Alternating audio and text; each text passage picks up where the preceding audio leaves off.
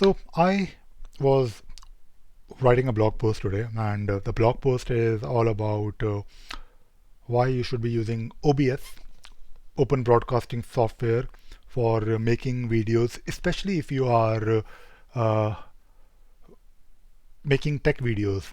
And of course, we all have different needs, we all have different reasons. But in this video, I wanted to give you my reasons. And obviously, because we are talking about OBS, I am recording this video with OBS as well. As you can see here, this is me and I'm recording my video. Of course, I'm not really going to show you how OBS works, but it is quite straightforward and simple. I mean, I think it is quite straightforward and simple. And you can of course control things with your keyboard and switch screens. You also have mobile apps that can actually let you do things. But I'm not really going to talk about the technicalities of OBS, like how to use OBS. I mean, I'm sure you can do that if you want. There are plenty of tutorials online, but I want to basically share my opinion and also tell you like why I use OBS. Now, I thought I'll also record myself while I'm writing this blog post. I think it is a nice way to share your thought process as well. Now, talking about my reasons why I use OBS and why I think you should also use OBS in case you are doing something similar to me, or maybe you're making videos like I do. So first reason is that I hate editing videos.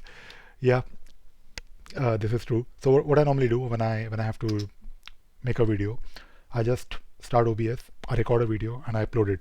That is all I do.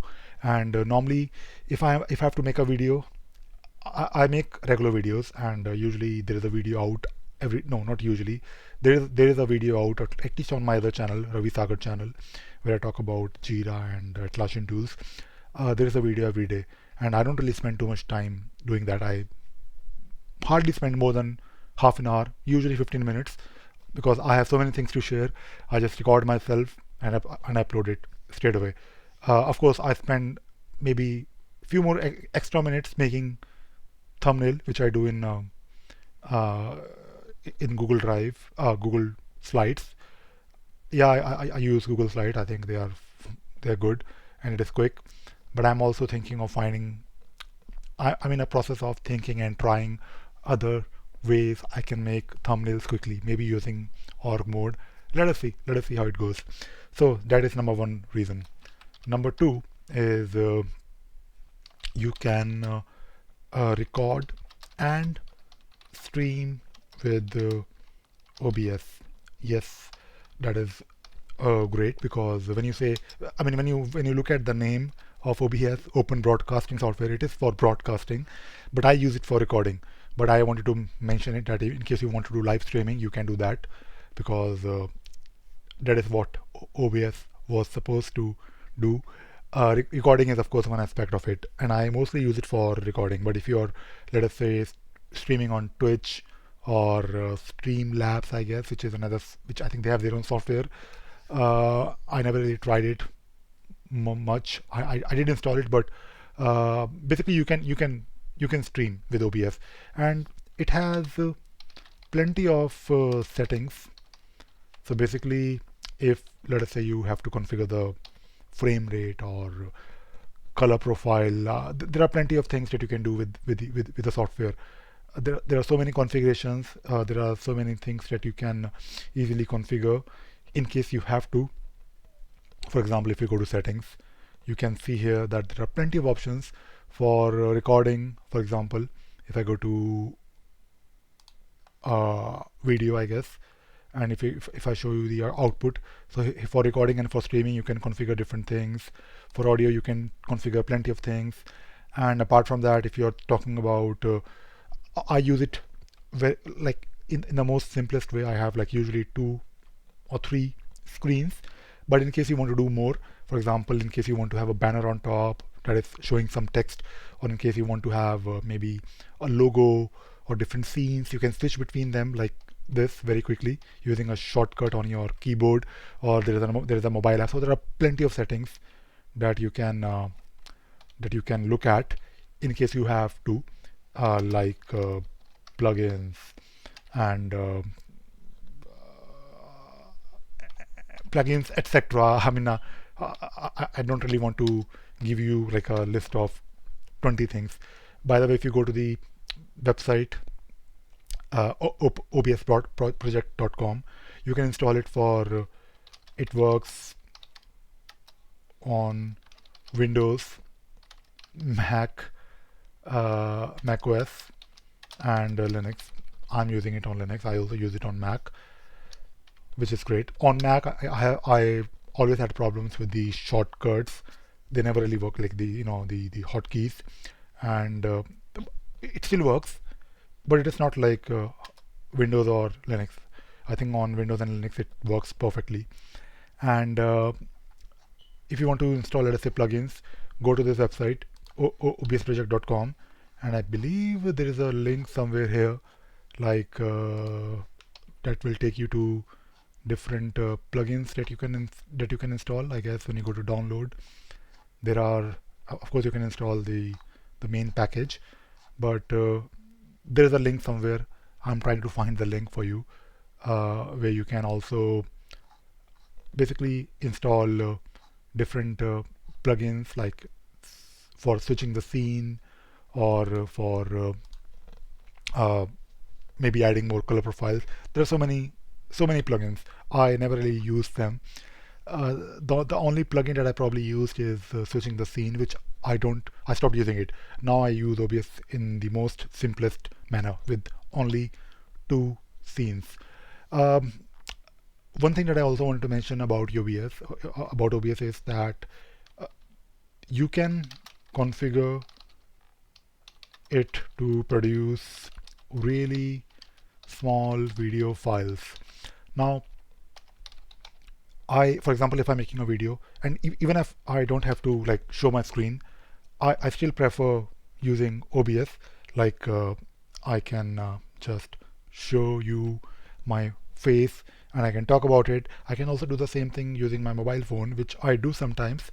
But when I'm using a mobile phone, I end up having a file which is huge, which is like massive file. For example, if I'm making a video which is 10-minute long, the video file can be in GBs, and it is a bit of a shame, because that is a lot for just a video where I'm just talking about something. So if you're using OBS, you don't have to like uh,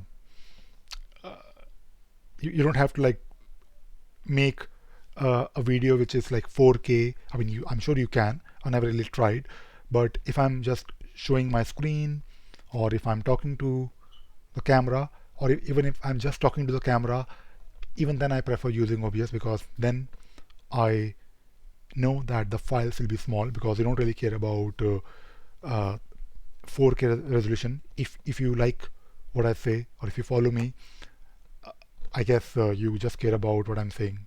You don't really need a blue background with a fancy setup. It is all about me talking to you like a friend.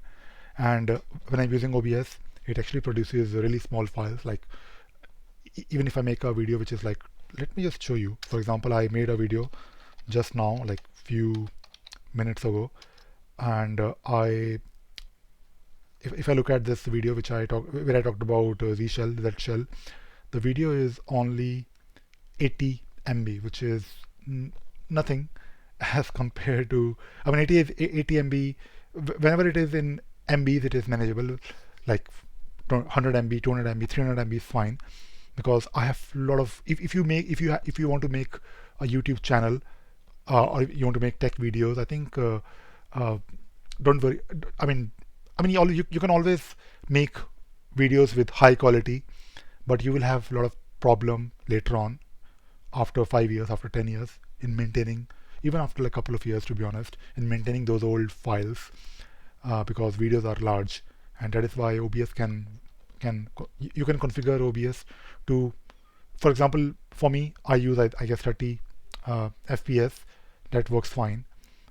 But if you think you need to further configure it to maybe reduce the audio quality, because if you're just recording yourself, I think you don't need the highest settings. You can always tweak things so that the file size is small. So for me, it is very important that the file size is small so I can manage it. And to be honest, these things actually make your life a lot simpler, and the workflow is always smooth. So when I record a video, I record it of course on my laptop where I just have 128 GB SSD. But from time to time, every week, I plug in my external hard disk, and I transfer the files, or I just copy them using the SMB share, the Samba share that I have set up, SMB share that I used to maintain on my Raspberry Pi.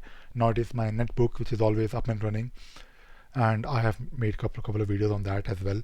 So the idea is that if you have a small file, then it is manageable. Your life will be a lot easier, and you will be happy. And I think one of the most important aspect of OBS is that it is open source and free. So I can afford expensive softwares. I mean, yeah, I can afford it, but I don't really want to, because I don't need those expensive softwares. If you get into video editing, then of course you're talking about, for example, I use HitFilm Express. I used to use HitFilm Express for editing. If when I used to edit, like sometimes I do. Sometimes I edit videos just because I want to stay in touch. Because when you do these things every now and then, it feels good. Okay, I can still edit my videos. If I'm on Mac, I use iMovie because it works and it is super fast. But HitFilm Express also works for me. At the same time, if I'm also thinking of, sometimes if I have to trim a video, I also use sometimes FFmpeg. But I think to be honest, I prefer not editing at all. So that is why I do with OBS. And if you're using a tool which is free, which is open source, you're not really investing yourself. Investing your money in those expensive tools or expensive softwares, because you will not then get into those aspects, and you may not even realize that you're spending too much money on things that you don't need. In case you're like me, where all you need to do is share whatever little you know, and you want a way where you can you need a channel. I'm saying not a YouTube channel, but any channel where you can share your ideas, or maybe make content, videos, blogs, articles, whatever you want to do. Like I do a lot of I write a lot of blogs, I make a lot of videos, and first of all I do it for me, because I learn something, I share it, and because I want to share it, I also learn it properly. So I do it for me, but at the same time I also know that other people who are also in a similar situation, they can also be they can also take advantage of those things that I'm doing. And I also do that. I mean, when I look at if I have to learn something, I search online. And if I have to, let us say, learn how to use OBS for the very first time, I can do that, because other people have shared their ideas. And that is the great thing about having internet these days. You can learn whatever you want without paying anyone. And for me, that is all I want to do. I want to keep things simple, and that is why I prefer something which is just letting me do my job, like making videos quickly and uploading them as soon as I can. And that is why having a software which is open source and free is great. But when I first started making videos long back, I think it was in 2011, I actually used Camtasia, and Camtasia was actually very cheap back then. Now I think it is still cheap, but why pay £250 or $250, whatever amount? Uh, we're talking about Camtasia. I guess it is not very expensive, but if you're talking about Photoshop or other expensive tools, you need to pay a lot of money. So in the beginning, I think try to use open source, try to use something that you can use for free, and only pay for something when you really need to, when you think you can get the value out of it. So that is why having a tool for me which I can use for free is always great. And by the way, I know I'm using this open source software, and I'm not really contributing, but in a way I'm contributing because I'm making a video about OBS, and I'm also sharing my experience, and I'm also trying to convince you that you should also use OBS. And using OBS is great because it is also very simple to configure. It looks like it is not simple to configure. When I first started using OBS, I think it was like around 10 years ago. I'm not really sure how old OBS is, but it is old. I remember installing it for the very first time, but I was a bit confused, like how to use it, because there are so many. I mean, when you look at the window and you are a totally beginner, these things may seem little intimidating, because there is a button that says start recording, there is a button that says stop recording, and things are happening here, but you're not really sure in the beginning. And that is why I think uh, in the beginning, try to keep things simple, create one or two scenes, and create a shortcut. That is it. That is all you need to do. And OBS is actually quite good in configuring the settings, which are uh, probably adjusted based on your platform, I guess. But you can always go back. I mean, once you understand how to configure it, how to create a video, and how to switch between scenes like this, like I'm doing right now, then you can learn how to tweak the settings based on your needs. But in the beginning, try to keep it simple. And let me go back to the blog. Not really a blog, but just trying to make uh, a note for myself, and also I'll share the link so that you can also read it in case you want to. But I'm just trying to share my ideas today. And that is all I wanted to talk about. I hope you enjoyed watching this video and you also learned something new today. Thank you very much.